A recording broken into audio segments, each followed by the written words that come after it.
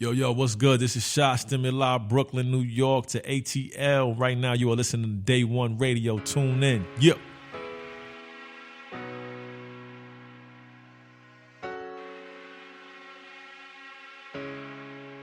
The business.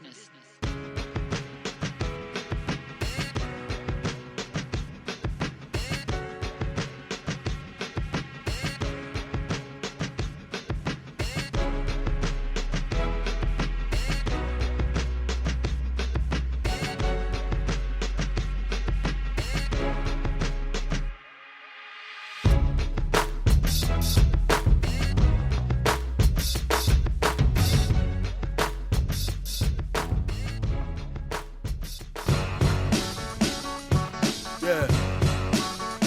Just Blaze. We back. Look. You got something to say that's real important. Just start off by screaming New Jordans. My people, listen. You want my folks to wake up like it's morning. You gotta title your post New Jordans. Real talk. I still want every pair. Used to try to save my money up every year. My man Tor got them all. I be like, let me wear since we the same size. I try to bribe him. He won't tell me yeah. I had a big bottle stack of quarters, took me months to fill it up enough so I could buy some Jordans. I was in my mama's basement, riding public transportation. I ain't having my priorities in order. I used to have a pair of red 4s, I rocked my brother's 6s. My tools fell apart and I gave away my Olympics. Had the Bugs Bunny joints, but my mind was so simplistic that I played ball in them, not thinking about the logistics. Every pair I could have flipped them and doubled on my investment, but I was so young and hungry, just focused on being fresher. As a dude up in school, you gotta make an impression. It starts with how you dress, and this generation's obsessed. Kids 13, 14, 39, and 40. They be standing online, camping out from early morning overnight. Mike don't need the money, but we support him. Is it true he doesn't care if we riot to help his fortune? Indiana and Ohio, there was bloodshed, bust heads, kids robbed everywhere, some dead. Imagine getting news that your nephew, daughter, or son bled with shoes that they wore. Enough said, it's so wild. You got something to say that's real important, just start off by screaming New Jordans. My people, listen. You want my folks to wake up like it's morning, you gotta title your post New Jordans. Real talk. My homie said my flow is so annoying, and when I kick that knowledge, all the youngins call it boring. I don't have to force it, I don't need a catchy chorus, I just hit the stage screaming New Jordans. Y'all will get it. We put fashion way before education. It's like Nike is a soul-purging organization, charging insane prices while extorting the agents. We wouldn't gather like this if there was foreign invasion. But for the J's, we exploring the nation. Last year was cop the Concords or do I go on vacation? I understand the way he jumped and how he scored was amazing, but did it warrant these praises? It's just a sport he was playing, and we treat him like a god. It's crazy the way that Phil Knight signs every young black baller, gives him a little light, maybe gets his name on a shoe, feeds his fam, lives his dream out, and we say he made it. But what's our real plight?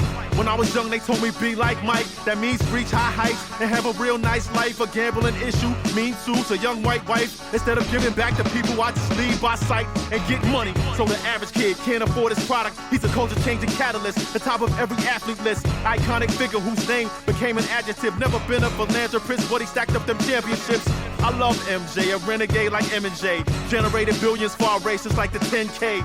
Altogether, I done probably gave him 10K, or maybe more. What the hell am I hating for? All the rings that he won can't fit on just one hand. It's not his fault he acquired some dumb fans. Dudes dying for sneakers was unplanned. Sad that my man got jumped for the logo of the jump man. Homie got his top rocks hanging on a hot block. New York City summer, number 7's on, he got stopped. Thugs drew weapons, put metal in his intestines. In less than 24 seconds, he was gone before the shot clock.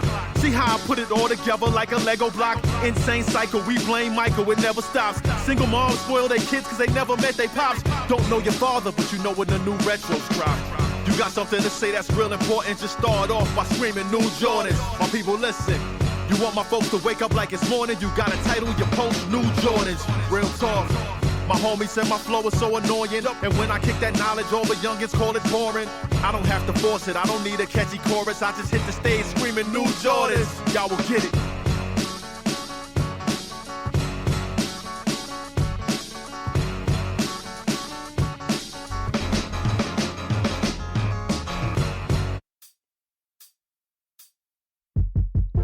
Years ago, I did an interview and they asked me what I would be doing if I wasn't rapping. I said I would probably teach.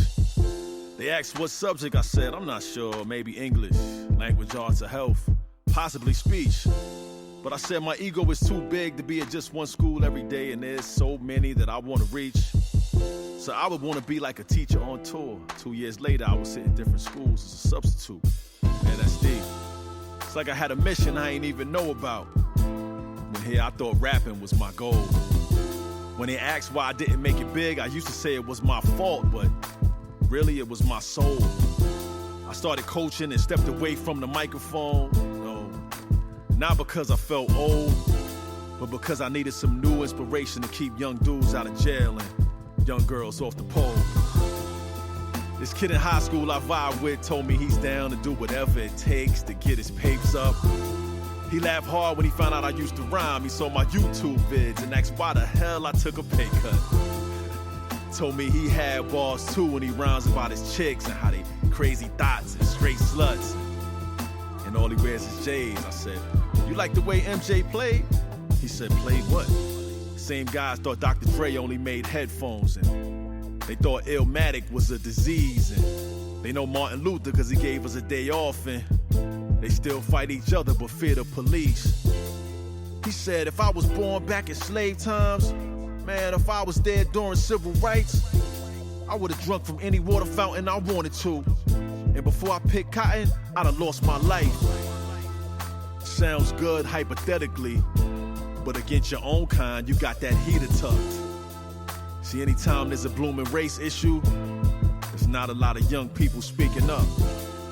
I guess I was the same way at one time, so why am I contradicting and preaching stuff? I guess I wonder if we would march for a cause, or would we be too concerned with messing our sneakers up? Man, see, I don't know what I expect, but my folks can barely text and our grammar so incorrect. We live or die by spell check, but know how to spell check. C-H-E-C, never mind, but we well dressed. A lot of things I say are not really safe to spit, like the plot to push the same-sex relationship. In 10 years, the N-word will be acceptable. Condoms might not exist, and implants will be graduation gifts. So as I stand online outside this sneaker store, and I see this man whose home is on the street, and he walks up with no shoes and asks me specifically for $1 or $2 so he can go and get something to eat, I go in my pocket trying to find change when I should have went inside my heart and stopped the beat. I gave him nothing, and it wasn't even funny when he and I both looked down at my feet and saw new Jordans.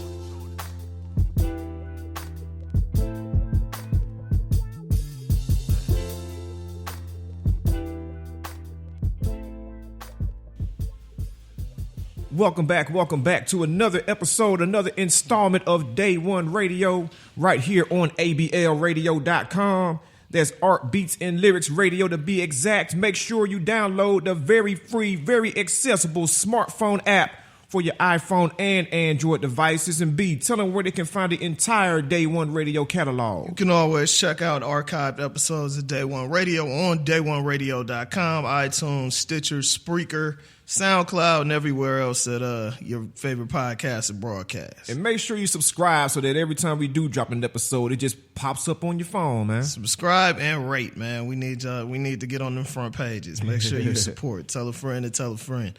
But yeah, man, it's not in the age of disposable music. It's ever so often that, you know, we hear quality music. We talked about the new J. Cole album last week. We talked about the album I liked, the Ab Soul album. But then sometimes you get an MC that just comes out of fucking nowhere and drops a song, and people be like, damn, this shit is dope. And he actually saying something. Where the hell this dude been the last few years? We got one of them brothers in here, man. Friend of a friend. Shout out to Just Blaze for putting us in contact, man. We got the one and only Sha Stimuli in here, man. What's happening? What's good? And just to grab y'all attention, new Jordans. Exactly. New Jordans. Right. Man, exactly. This is that time of year too. Yeah. So yeah, man, let's go ahead and just start off with that, man. You had other than some features on a couple songs, man. Yeah. You took about a 4-year break from dropping projects, and then you dropped Sticks and Stones earlier this year, and then just came back with this new Jordans, a poem for Mike, which is so appropriate, dropping around that 11's time. And I went and got him too. Yeah. Exactly. Got him.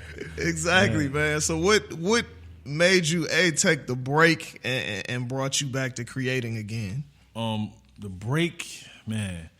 I think I was like, you know how you with somebody and you kind of just depend on them for your existence. Mm-hmm. I feel like that's where I was with music. Like I kind of forgot why I was doing it. Like I was just so caught up in trying to survive, and you kind of live check to check and hope somebody pays for a verse. And I came up in the era where we were all chasing the ghost of Hove is what I call it.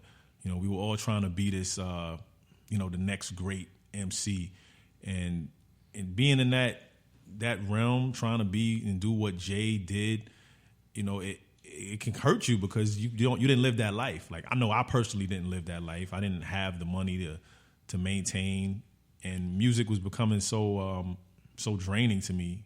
Like if someone called me for an interview or I had to do a show, I didn't get the same feeling I used to get. It almost felt like work, and that was something that I couldn't stomach. I was like, something's wrong here, So I had to back up from it.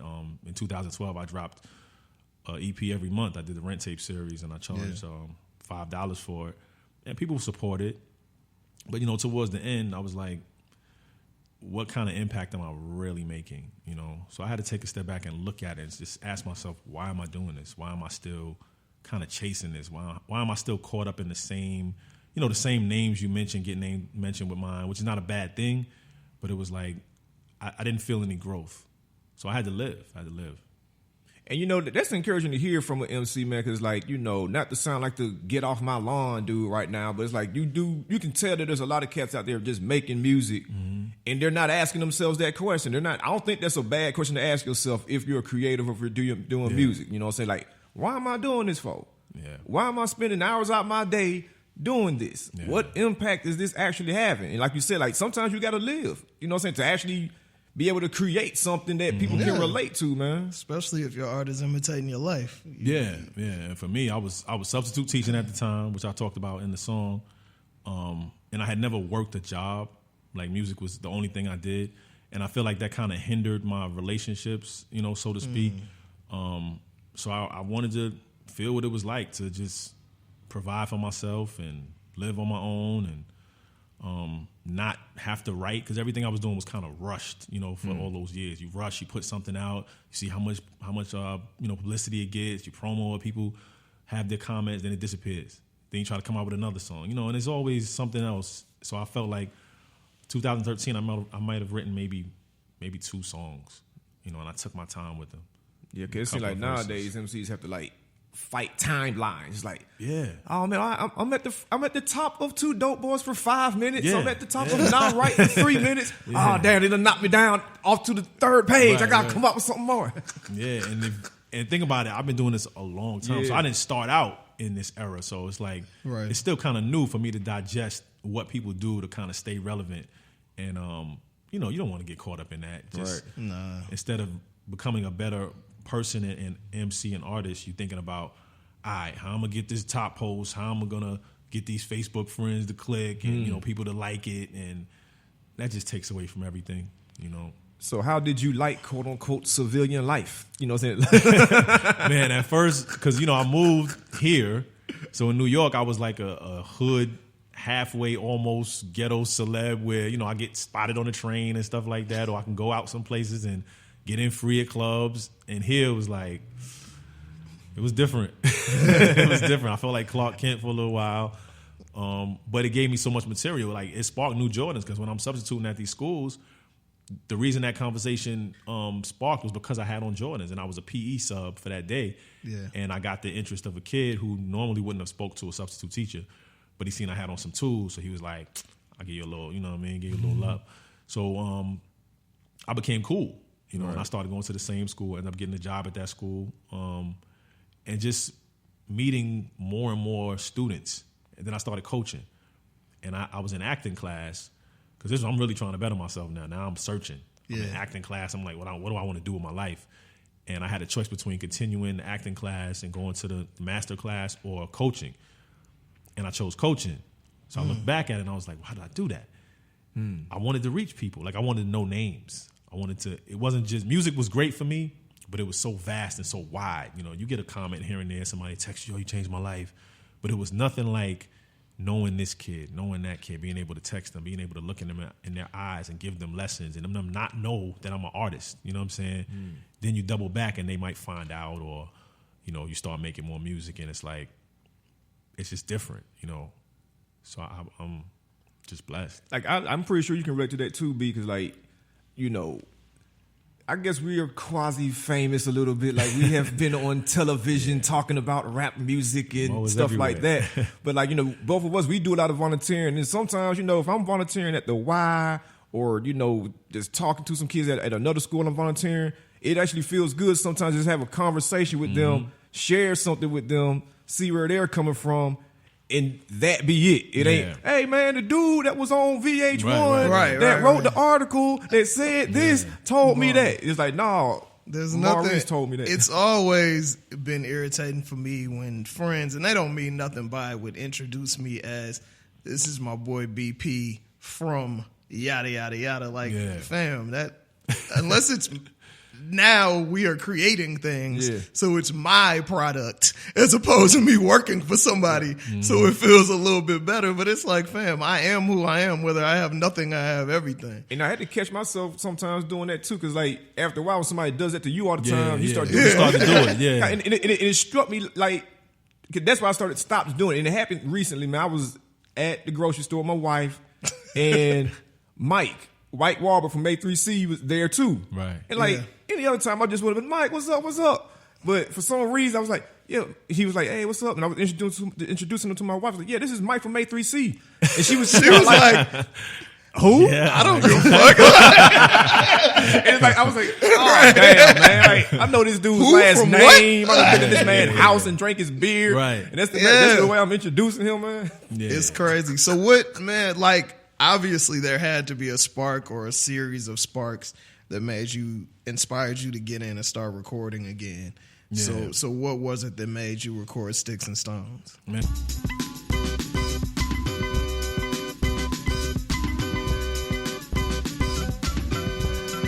My daughter's first word was bitch. She said it kinda low. Her moms got mad. I said I'm glad it wasn't hoe. Both of them are hurtful. I know she don't even know. She just heard some people saying it and we just let it go. That's not a true story, but it could be. I could be a father with dilemmas if I had a little Emma or Crystal or Hollis or Blue, and she called herself a bad bitch when she was only 2.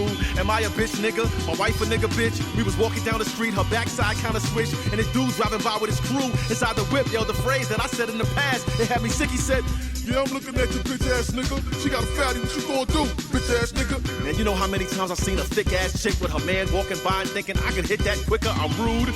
So when this dude said it, I was stunned. My girl was unaffected. I wished I had my gun. I stood there for a second. She gave me a hug, and as I watched them drive off laughing, I felt bummed. Now back to you. Your son says nigga, he's only 6. Your 9-year-old just called a teacher a bitch. Kevin Hart says it, and you don't even flinch. Paula Dean says it, now you feel like Willie Lynch.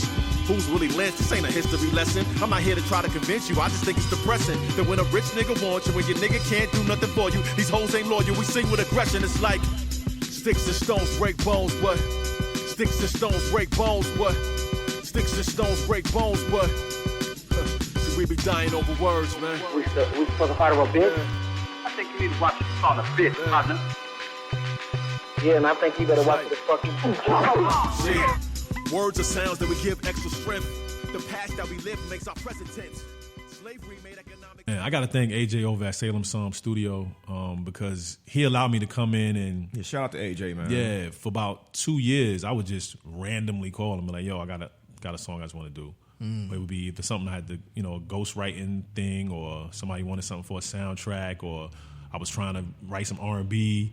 And a lot of times I would do songs that would get, tossed away. And this was something I never took time. I would always, if anybody tell you I'm in the booth, it's one take. Yeah, I mean, shit, you did 2 series that was dropping shit every month. And I'll go do the whole song, one take, straight through. Like I do that constantly. And I had to tell myself, slow down, listen to what you're doing. Is it conveying the emotion that you want? Sometimes I still do the song straight through one take just for that effect. But I was able to go in and just work on some music. And I did more than that. I had a couple more, but I just wasn't confident about them to put them out. Sticks and Stones was one that I felt was a little bit relevant. And a lot of times I don't necessarily love my production, which has been a criticism for me. But at the same time, I think with this return to the game, my goal is to make my words be in the forefront. I understand it's music. I understand it's entertainment, but I still want people to just kind of tune out and just listen to what I'm saying, sort of like spoken word.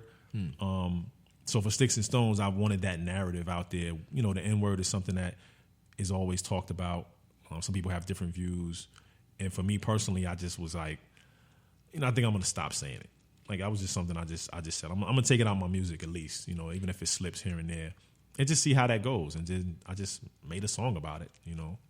It's interesting that you said the whole spoken word thing. And I guess, to me, at least with New Jordans, it kind of gave me this feel, and I don't even know if you've ever heard this song. Most people haven't. Is Mickey Halstead, Liquor Store. I've heard a lot of. It might be the one I know of. And it was you know what I'm talking about. That's like the. Shout out to Mickey, but like that's like the Mickey Halstead but song. It gave me that same, I like Mickey. Completely different type of song, but that same energy of I just had something to say and I wanted to say it creatively, but not preachy, and just in a way that can really kind of hit people. Right, and that's where I am. Sometimes I call my boy. I don't know if y'all familiar with Prince EA. He does a lot of spoken word stuff, getting like millions of views. He's on Super Soul Sunday with Oprah. Yeah. You know, so sometimes I just hit him up and be like, look, man, I want to do what you did, but I don't want to steal your lane. You know what I'm saying? Because he was a rapper like me and he kind of just switched it and is able to now speak and do these creative videos and these visuals that get hundreds of millions of views, and he's inspiring people and he's doing public speaking engagements. And my whole thing now is everything has a purpose. Where before it was so inward, where I was like, I gotta be the hottest, I gotta spit better than this dude, I gotta get these views, because I was living off of it as well, so it's monetary. So now you need the money. But once I took a step back, you know, was able to get married, have a child, like I got a son. These are things I never saw for myself as a struggling hip hop artist in Brooklyn, New York. Like, I had no idea this would ever happen. Like, I have a house in Stone Mountain. Like, what? Like, oh yeah, you in the game for real, yeah, bro. Like I'm a real human now. So when I'm writing, it's like it's so much clarity, man. Like, it's so much clarity. It comes across just like spoken words, just like words, you know. So I'm thankful. And it seems like people are being more appreciative of that. You know what I'm saying? Because even like on two different scales, you got somebody like a J. Cole making songs about folding clothes. Like folding clothes. You know what I'm saying? Then you got guys like, what's my man from New York? Kai, the dude that's the firefighter. You know what I'm saying? You got cats like him making music just about regular life and shit. So it's like, it seems like, you know, people are being more appreciative of those narratives and actually championing them instead of like trying to discard it as like, man, you know, that shit boring, bro. No, like, you ain't got no songs for the women, dog. You ain't got no songs for the... Isn't it ironic, though, that for this generation, the person that ushered in a regular dude rap is now considered to be out of his fucking mind in Kanye West? Isn't that ironic as hell? That is. But I mean, he had some... He's always been. He made some decisions along the way that kind of... No, I'm just saying, take it personal. Like, I just find that... I was thinking about that the other day. Yeah. I think me and you were discussing the whole... the parallels between the Cole rollout and the Kanye rollout, and it was just like same people for the most part, you know, kind of same energy for the most part, but that's really a trip from the musical standpoint that this dude who was kind of like the average Joe type dude is now way out there musically as well. Musically, but you got to appreciate growth or evolution, whatever you want to call it. But man, for you, man, like you on the low were one of the first, like, for this generation, I guess whatever generation it is, like sibling rappers. Yeah, but I never knew that. Oh, for real? Until like super recently. Really? Wow. Yeah, if y'all didn't know, Lord Digga, you know, Master Ace Incorporated production on Biggie's album, been around for a while, is Sha's brother. Like, what kind of game did he give you when you were going through that struggling thing? Man. Because he's a very opinionated dude, for sure. Yeah, he's very opinionated. I mean, he's always been kind of just direct and just tell me, do this, do that. One of his initial lessons was, got to pay your dues. That Which means it. I'm not just gonna put you on. Yeah, got to pay your dues. So he, like, when I interned at Roc-A-Fella Records, that was because he said, got to pay your dues. You know what I mean? Because in high school, me and my boys used to dig through records for him and pull out samples and things like that. I wanted to be a part of everything. I was at the Master Ace video shoots. I'm at the Symphony 2 video shoot. I'm in Jeep-ass nigga. Like, you see me, I'm all over the place. You know what I'm saying? In the studio meeting Biggie. Like, I was a hanger-oner. So by the time I got to college, he was like, man, you got to pay your dues. So I interned at Roc-A-Fella, and that spawned me getting a record deal, 8 years later. But when I was going through the whole, turmoil with the label situation in between that, I know he went through it as well with Atlantic and Big Beat and being in between. And it was just, he really didn't have no jewels for me. Right. He just knew, like, it was a tough scenario. And you spoke on the label stuff because you signed to Virgin in 2005. Yeah. And, Virgin has never, other than the New Tribe situation, Virgin has never really been known for putting out rap records. Yeah. And after a while, with people moving around and then Jay going over to Def Jam, you decided to try to make that move, and the move was kind of blocked. Like, do you regret at all trying to leave, and do you think that pushed your career in a different trajectory? That's like the question of my life. If I had to, get in a time machine, it would hit that point and be like, all right, what am I going to do? Right. But it wasn't. The decision was kind of made for me, which I hate to say, because I was a kid, man. I didn't know any better. I looked to my A&R and he said, man, we going. And I'm like, Def Jam, that sounds really, really good. That's a good idea. like this, who wouldn't do this? Yeah, this is it. So I'm going to a spiritual advisor. I'm trying to cleanse my soul. I got celibate for 3 months. Like, I'm really trying to make this decision, right decision, yeah. With the most clarity in the world. But at that age, it was like, and the world was changing, because when I got signed, think about this, we brought printouts of my online stuff to a meeting. Yeah. Because they couldn't understand what online was. Right. So we had to print out all the interviews, all the stuff we were doing online, and bring it to the meeting. And they were like, what? So now you got, a year or two later, the internet is becoming, the standard. And now we behind. Right. Joel Ortiz and J. Cole and all these people have watched what we did and are kind of done surpassed me. So I'm stuck. And I'm thinking, what am I going to do? I didn't have the outlet to go on Instagram or go on MySpace and, promote everything I was doing. So to answer your question, if you'd asked me that a couple of years ago, I'd have been like, man, I would have just stayed in that Virgin office, called Jermaine Dupri, like, yo, let's make this happen. Let me be your new whatever. And we're just going to make this, make this work. But thinking about it, the next person that came out of that was Mims. He was the one that stayed when Virgin became EMI Capital merged, whatever. Right, yeah. And they put out This Is Why I'm Hot. That could have been me. Easily. Because at that time, if they would have told me this is your song, this is your single. And you would have had the music to back it up. Yeah, I'd have been like, well, I'll do it. I'll do This Is Why I'm Hot. Because I was so eager to come out. That's why I did Clap At You. I wrote that for somebody else. And they was like, no, this is your single. I was like, okay. Right. I didn't understand the business. I didn't understand how to be me. I didn't know what I was going to say when I got the platform. All I knew was I had a record deal. I got this really, really introspective music, because some of the songs that I was working on, some of those concepts still live today. Some of that stuff made it on my first album. It was really introspective. I had I'm in baseline every day. We were working. So I'm thinking, just once the album come out, I'll be all right. And how did you guys become tight? Because Just is the nicest guy in the world, but he really don't rock with a lot of people, man, at all. I gotta say, Lenny S was really influential with that, just kind of bringing me around. I was close with Saigon. Yeah. And once we got in baseline, that being in that studio it's real familiar. You know what I'm saying? You chilling in there, you playing pool, ordering food. Big ass TV floor model still. Yeah. So we just I was fortunate enough to get a couple of tracks from him. I really wished I could have been his artist because, you know, he was my favorite producer.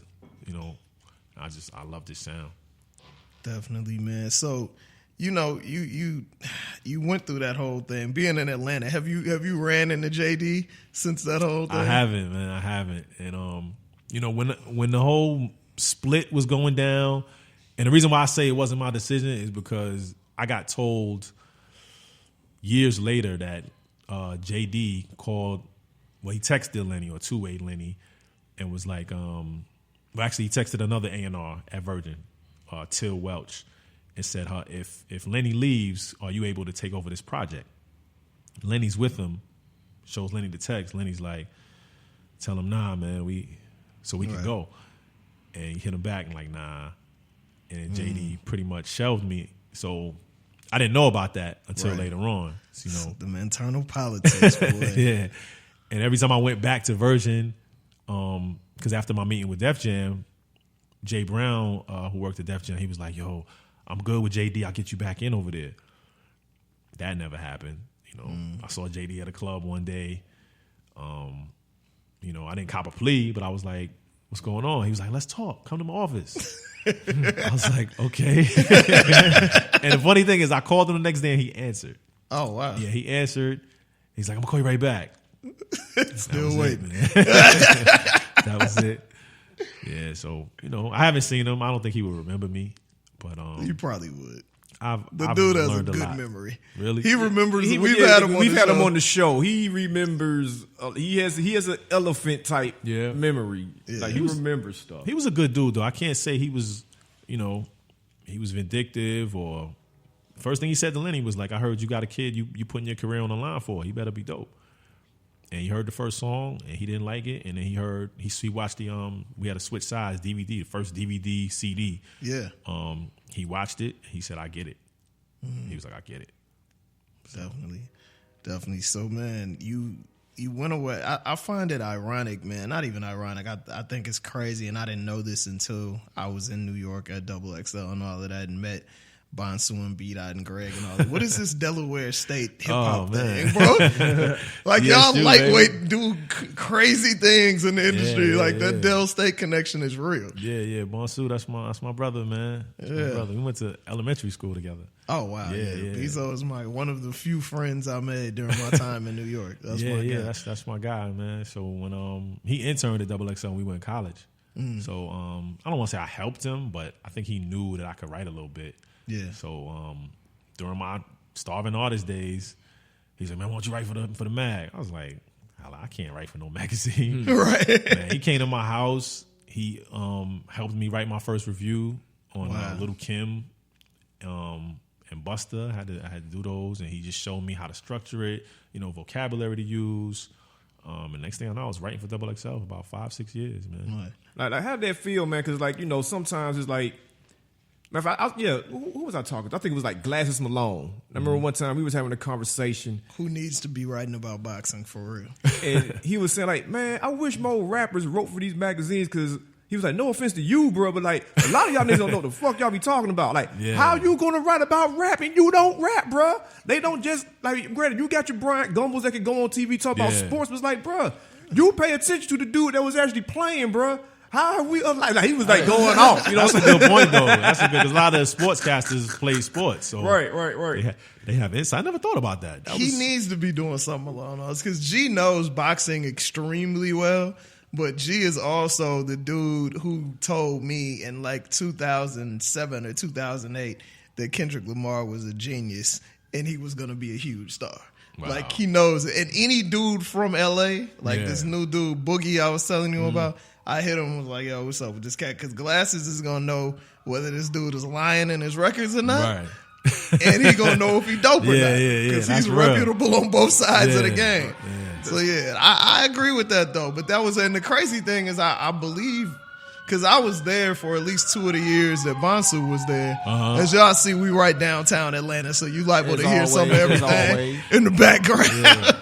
But, and I'd never really, like, I knew, like, we had never met, but I had read your shit and I had seen your stuff.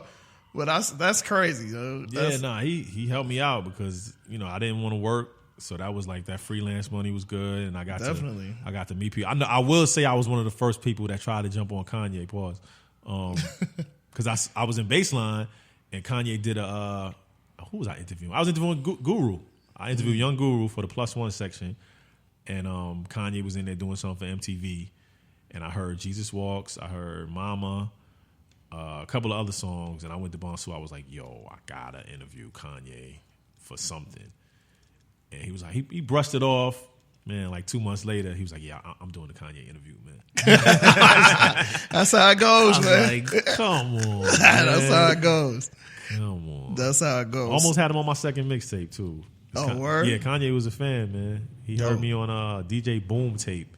We were both on, because he had first started breaking into the rap stuff. Yeah. So we were both on a mixtape. I think I was on there twice.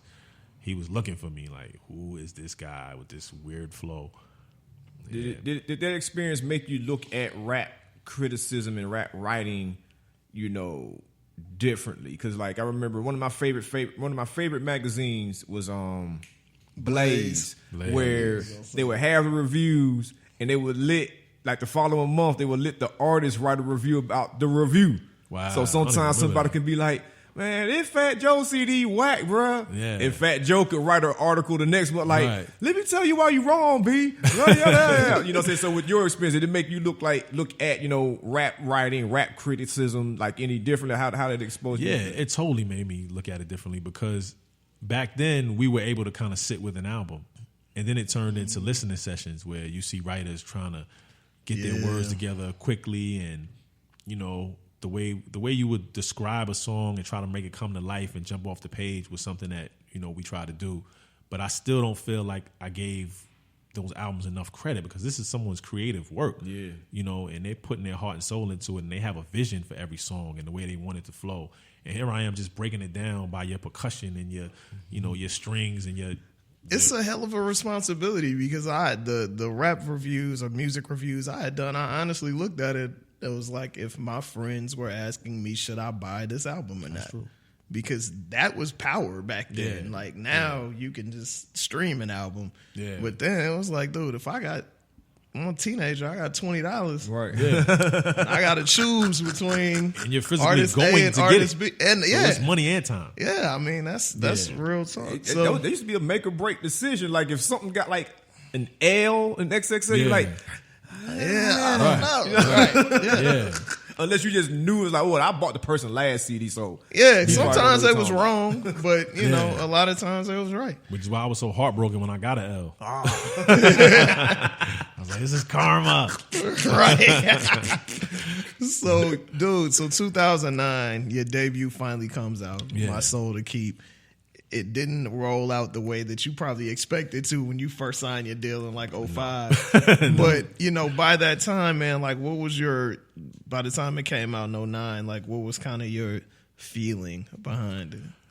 Man, I was disheartened because I had never had to finish something months before I put it out. So that was so tough for me. Like trying to... Like this is not a mixtape. Yeah, I was like... It was so new that I had to turn it in and turn in the artwork. And once the artwork was done, I had to stick with these songs.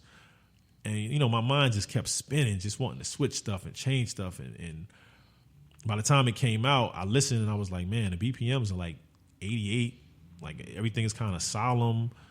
I had to take a step back and listen to the place I was in and say, okay, this is art that I created at this time. It captured this timeline, this capsule of my life. So I had to live with it. Yeah. You know what I'm saying? Yeah. And that was, I ain't say it was tough because some people liked it, but at the same time, you try to hurry back in the studio and be like, all right, let me just give them what was missing. Maybe I didn't brag enough. Maybe I didn't go deep enough. Maybe I didn't say this or say that. And Sean Price, he told me, he was like, man, that album was dope, but it was kind of like, it wasn't your first. Like, it was like for people that already knew you. I was like, I guess you're right. Like, I'm thinking everybody heard these mixtapes where I go in and freestyle and rap real hard and give you, 60 bars. But that was a weird time because, like, by the time the album came out, mixtapes weren't what they were just 2 or 3 years prior. No.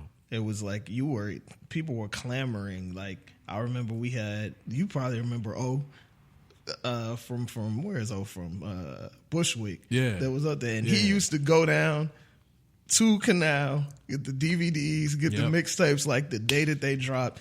And after a while, that just wasn't a thing anymore. Like, nobody really cared. No.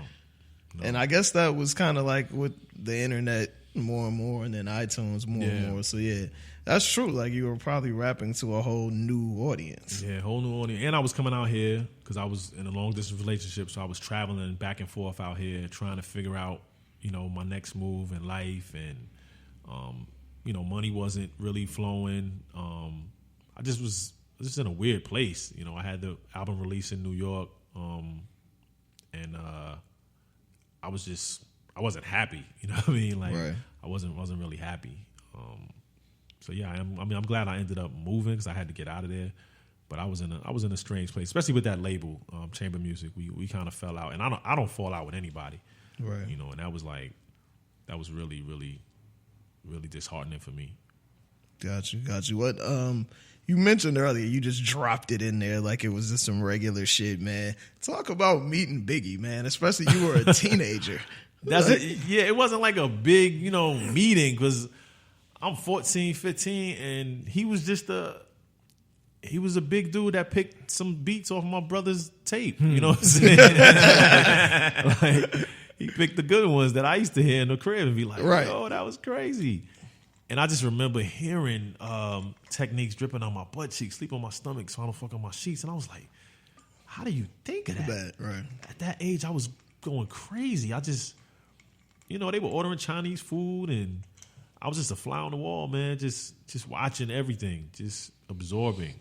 I just remember playing ball with Guru and Premier, and man, I crossed the hell out of Guru too, man.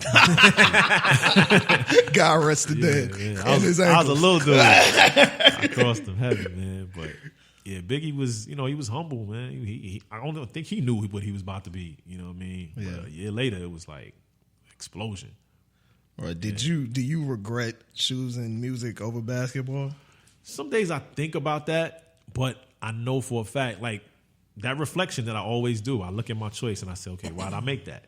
Same with the acting and coaching. Like, with basketball, I don't think I would have reached enough people. I think I would have been like Damian Lillard, like trying to put out a mixtape right now. You know what I'm saying? Gotcha. Like trying to reach more lives. Like with basketball, I would have taken care of my family, been financially secure, which is a great thing. But I still think I would have hungered for something else. You know what I mean? I love what T.I. did recently. Y'all see that when he went to Walmart and was paying for people's, you know, stuff? That was just crazy to me. Like, that's something I would love to be able to do. That's sidebar. But, I think with music, especially after college, I decided I was going to treat it like basketball. So that's where my sleep pattern was. Like, I would go to bed at 4, 5 a.m., just up, working on my craft. And, you know, you ask why I stepped away, is because in 2012, I was like, what am I working for? Mm-hmm. Like, if people are making songs like, no disrespect to Trinidad James, but he was a polarizing figure that put out a visual that had people going crazy, whether they liked it or not. Right. And my whole career, I've been sitting here, you know, up late at night trying to come up with the illest rhymes. It's like, that's not a thing anymore. And these dudes going in here doing reference vocals and just leaving them on there. And that's, you know, like, I'm kidding myself. Like, of course, there's some people that are great at what they do and are making money off of it. But I had to figure out my motivation. Like, what do I really want to do? Right. So, I mean, you have been recording, you know, this year. You've dropped 2 songs. But I had heard that you were planning on dropping a full album in 2017, right? Yeah. So give us some insight, brother. Yeah, it's called Lazarus, man. Okay. If anybody's familiar with that story, it's just Jesus brought him back from the dead. And for me, it's kind of like a inspirational video on music, like on instruments. Like, it's everything I'm doing is impactful. Like, every song has its own story and its own life. And I'm just like really, really excited about it. And I'm grateful to be in this place, you know. the day I dropped New Jordans, I would say I was nervous as hell. And I don't know why, but I think I had just listened to the Cole album a couple times. Wasn't sure how I felt about it. And, Cole's a friend of mine, so I was excited. Like, I want to hear this. And then when I heard it, I was like, oh, he did this with an intention, with something in mind, specific, thing that he wanted to do. So I had to listen to it differently. But I was like, man, what if I don't know what's good or not? What if I have no clue of what's hot? Like, I'm reading people's comments about certain songs, and I listen to Ab-Soul, and I was like, man, this is hard. I like this. But again, I think with Apple Music might be messing me up because I'm playing albums 1-2 times, and I forget about it. Moving on, yeah. Like Common album came out, I was like, man, I like Common's album. When's the last time I listened to it? Right, man. I listened to it on a road trip, and I don't think I've touched it since. Yeah. I find, honestly, what's kind of crazy, and maybe this is just getting older, I find myself listening, or maybe because it's more palatable material, I find myself listening to R&B albums more times than I listen to rap albums. My whole life, though. That's all I'm like that with jazz right now. You know what I'm saying? Like I'll throw on like whether it's like what's my man named Theo Coker or Kamazi or somebody's like, I'm playing that all the damn time. Like, oh yeah, I'm living with this. Like, I'm riding, I'm cleaning, I'm chilling, I'm cooking. Well, shit, Kamasi album is about 72 hours long, so you ain't listened to that a million times. But definitely, but you're right. You have an entire music store in your pocket. And I keep. The only thing I go back to is Royce. Like, I go back to Royce the 5'9" because the way he did his album. The Layers joint? Yeah. It's so hard musically, and then it's rhymes within rhymes. Yeah, it's so good. His bars, the bar scheme, the way he spaces out, the rhyming word, it's a thing of beauty, and I dissect it. Me and Chuck from All Hip Hop were having an online debate the other day because I was like, I really wasn't a Royce fan until Prime. Like, I appreciated Royce. I was the same way. But and he was like, to him, he was like, Royce is in his top 5, like, dead or alive. And I was like, I can respect that. But I was like, I think sober Royce is a lot iller than Royce when he was abusing alcohol. Right. Like, and I think he'd probably say the same thing from the conversations that we've had. Like, Layers is just, you could bring out an a cappella album of Layers. Right. And that shit would be incredible. Right. And that's how I feel. And I feel like I'm in that same boat, and my bout was more with depression, because I feel like it was a couple of years I was just so downtrodden and just, so hard on myself. And now coming back with this new life, the writing is different. And and that's what Lazarus is about. It's just about anybody that's gone through some things and is you rise up out of it. How did you work your way out of it? Coaching was one of the main things because I was giving. Yeah, I think without giving, you're not living. It was just being able to. I coached basketball for 3 years in high school, and just being able to, talk to these young men and help mold their lives outside of anything. There's no pretenses. It's just you and them. You're just giving them lessons, whether it's about, girls or school or basketball, how it relates to life. That was giving me life, Also getting back with my girl because I came out here and then we broke up. We were long distance, closed the distance, broke up for 2 years. And I think I was insecure, insecure about my financial status, about my decisions, about the Virgin Def Jam decision still in the back of my head. Right. Thinking about, man, I could have been able to provide for a family right now if I would have, been a successful artist. And that's something that's hard to accept, and we had to have some real talks and get back together. And, it just I started believing in myself again. And when she supported the music, when I was playing her stuff that I was just messing around with, you see her face light up and it had an effect on me, I hate to say it, but it really that's some did. real man shit. Yeah, like, for real. Like what they say, only 2 people you need to believe in you in this world is God and a woman. Your woman. Yeah. That's real. Yeah, and the music is different. Like I wrote a letter to slavery. I got domestic violence. I'm touching on absentee fatherhood. What else? This is a lot of different things that I talk about on the album.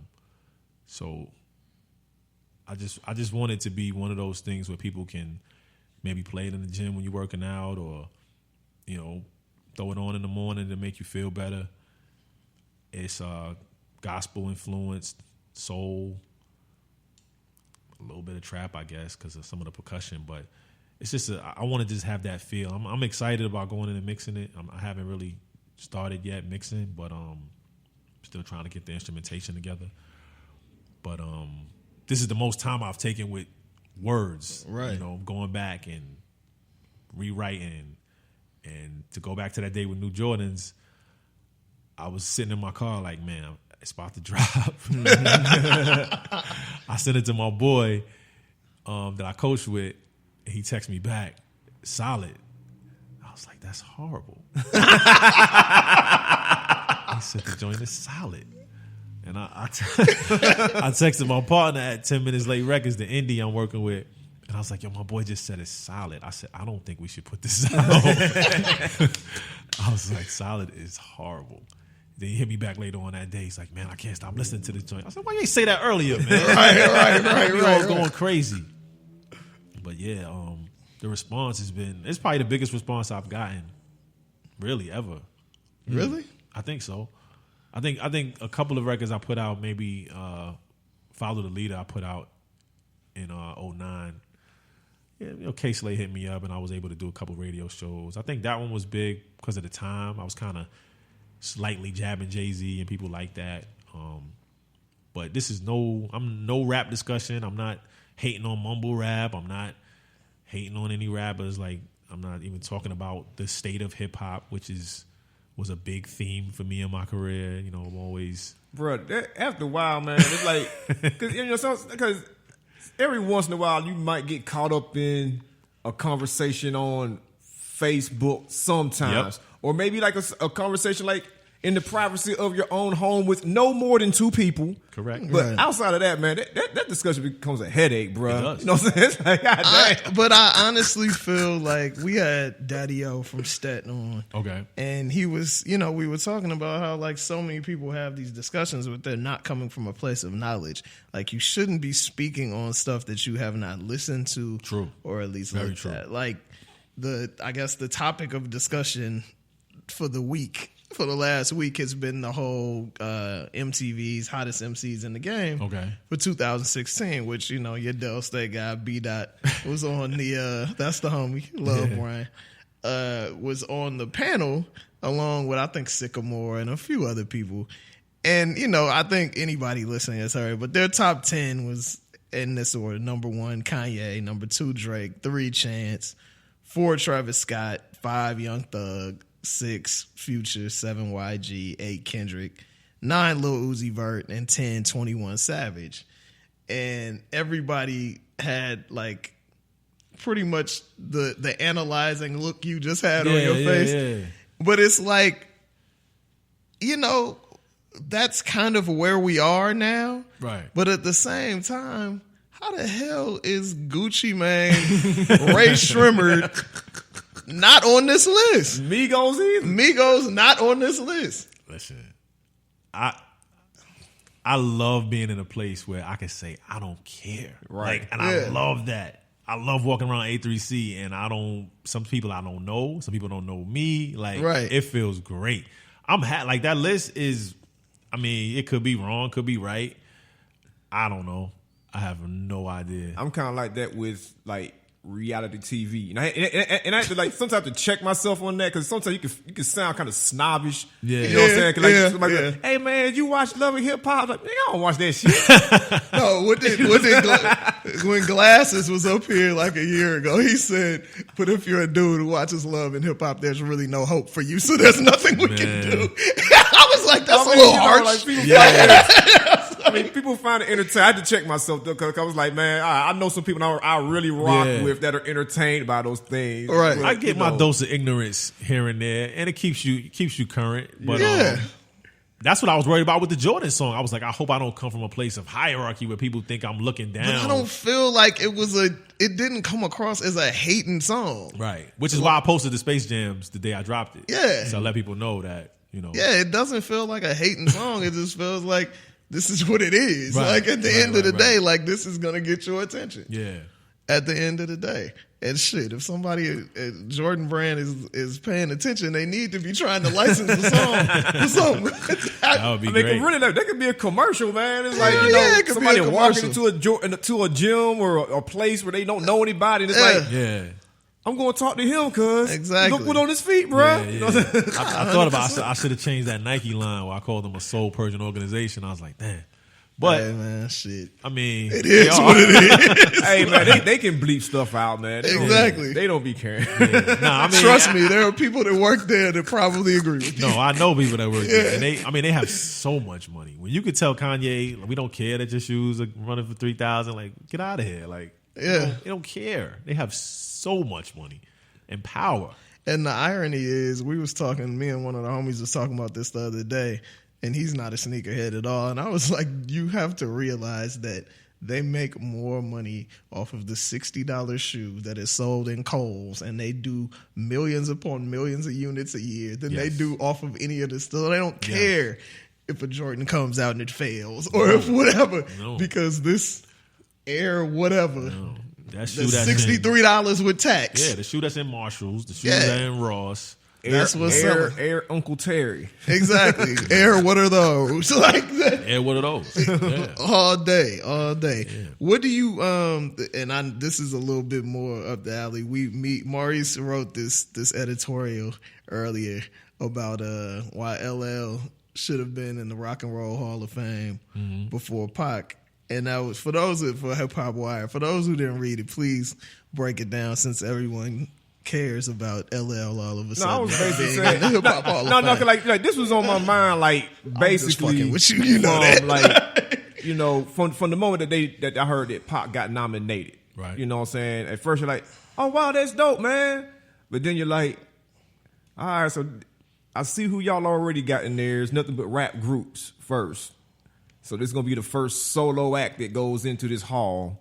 So you're like, okay, I get it. But then you're like, all right, so my man, like, God bless the day. He's been dead for 20 years. He hasn't put out music in a long time.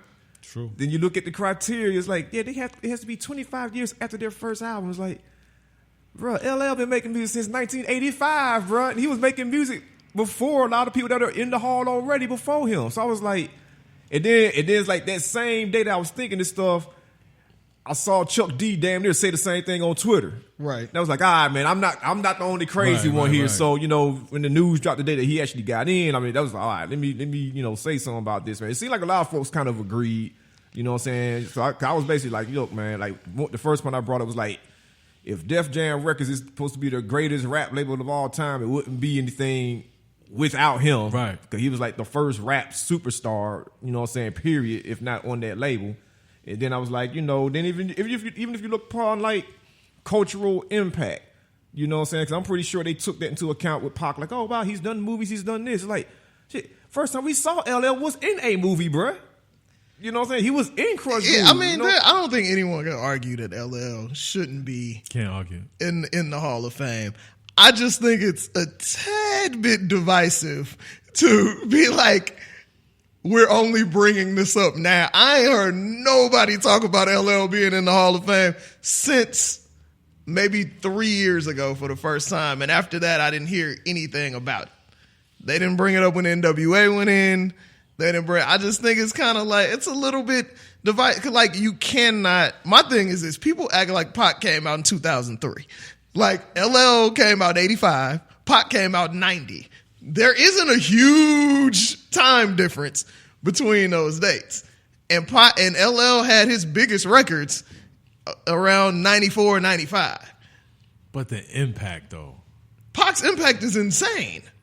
I mean, but LL is took that because somebody was like, well, Tupac had more of a societal thing. I was like, okay, societal, that could be a slippery slope where I'm like, the same way you can consider societal is, oh, wow, he brought attention to this topic. I was like, I mean, societal to me can also mean shit. I knew everybody at the time was rocking Kangos and gold chains because of this man. No, 100%. People were rapping in the mirror. He was a superstar. He should be in. What I'm saying is, like, let's not act like Pac is Young MC.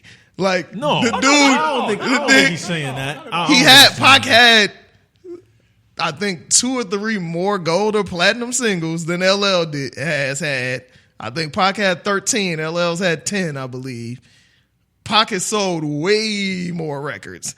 And he recorded all of this stuff in a 6-year period. Like, that's some, like, insane type of work ethic, bro. Like, and granted, a lot of it was pushed and marketed after he passed. A lot of sure. But, dude, Pac was a superstar since he got out of prison and dropped that album on Death Row. No, he was a superstar before that. He was a superstar for us. Right. But for just music, pop culture in general, he's still like the only dude to come out of prison and make music that anyone wants to hear. Well, like Remy Ma is killing it, but we ain't had a body of work. That's a nice trophy, but I mean, like, is that? No, that's a hell of a trophy. I mean, some of our best have gone to jail. I mean, Gucci about to go platinum, ain't he? But the album ain't that good.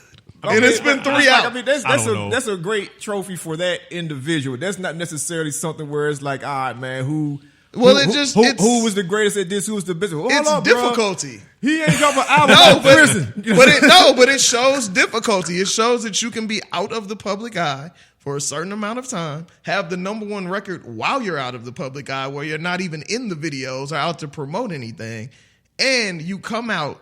You record an album in 2 weeks that also goes #1 and says 10 million copies. Like, that shit ain't easy. If it was easy, everybody would be doing it. If it was easy, Lil Boosie would have done it. This man did I'm Bad and turn around and did I Need Love, man. I don't know, man.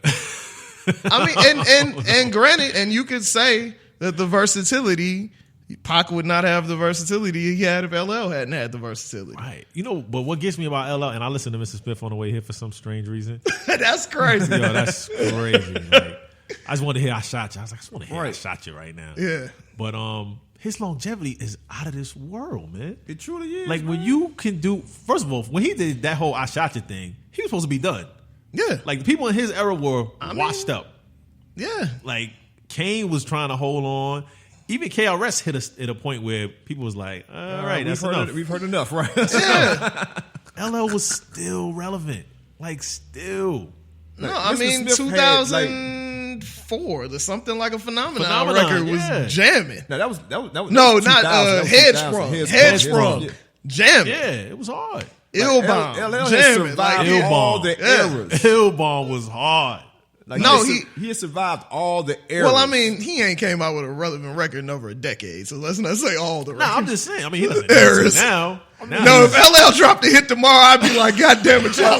We need a recap. It's not a hit. It's not a hit. And a lot of folks probably didn't see it because it was only on social media. But it's like, bro, did you see that thing he dropped with Dr. Dre for Apple Music when he was freestyling this? I did. I mean, I'm like, bro, LL is spitting. He's always going to be able to rap. That verse on the awards was crazy, too. I don't know what award that was, but he got up there and spit some acapella. It was crazy. Yeah, he's always going to be able to rap. Like, you can't take that away from him.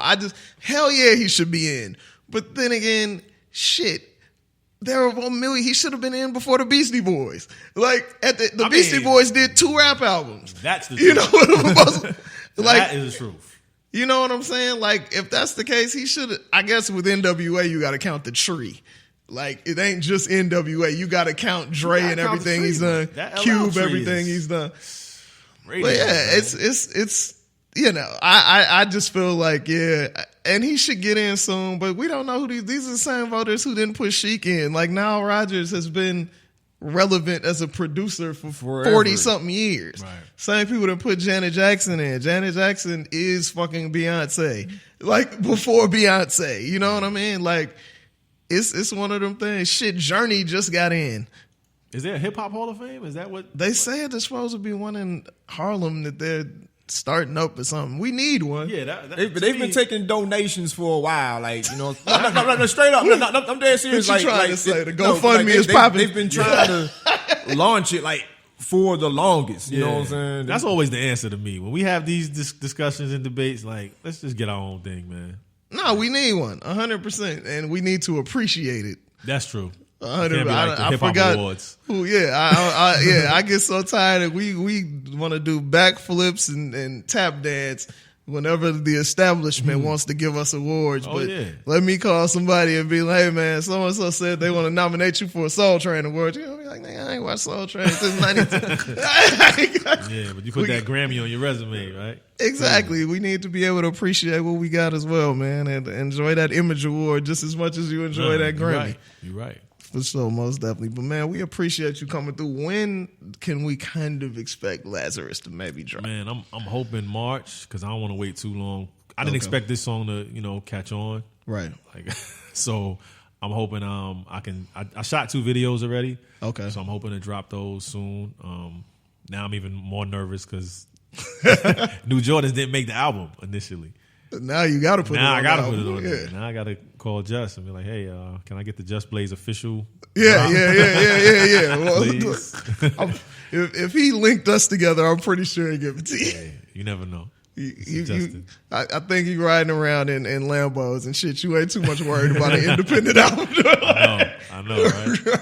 Yeah. So I'm hoping March, man, and I'm really excited. This is my first interview since coming back, so I thank you guys. Oh man, we appreciate it, bro. This shit is dope, man, and happy holidays to you. Yes. Before we go, man, what's your favorite Christmas song? Or Christmas holiday, man. I mean, Christmas memory, song or memory. Song is always Donny Hathaway, man. Okay. Memory, I don't even know if I have one. Probably after my parents separated and my father came back and spent Christmas with us. Like, that's always cool to have that. Dope. What about you? What's your favorite joint? Shoot, man. The Whispers joint, the Christmas cheer. Like that one. Then it's like, and the song is always connected to like the memory, which is a memory.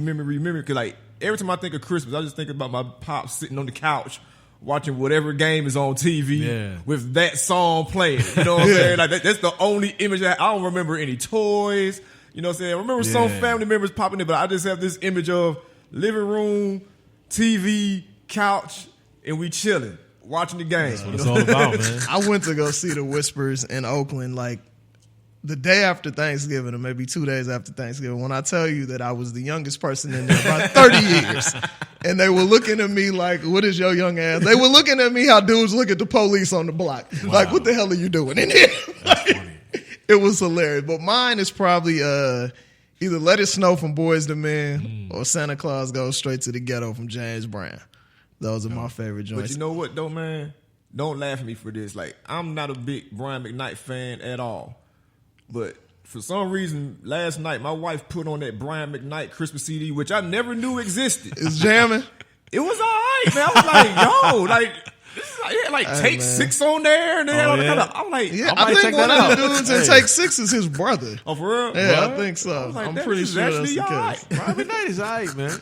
Yeah, Brian McKnight is definitely the epitome of like being one person on record and being another person off a record. Really? Like Brian McKnight is a real I would have never suspected that. Dude's motorcycle riding, cussing, all kind of crazy stuff. Wow. And I think my favorite, I had a lot of memories from a kid. I think one of my most recent memories is since the Warriors have been good, they put us on I'm a diehard Warriors fan. I grew up a Warriors fan. Okay, for sure. There we go.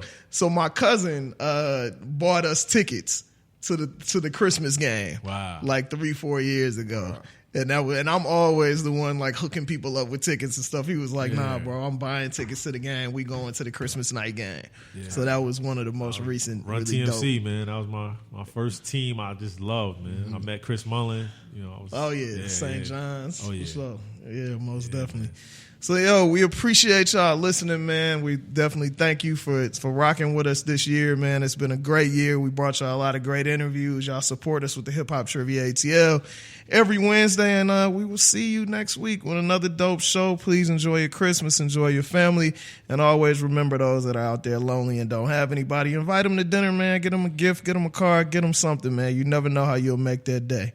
Day One Radio on ABLradio.com. We will see you next week.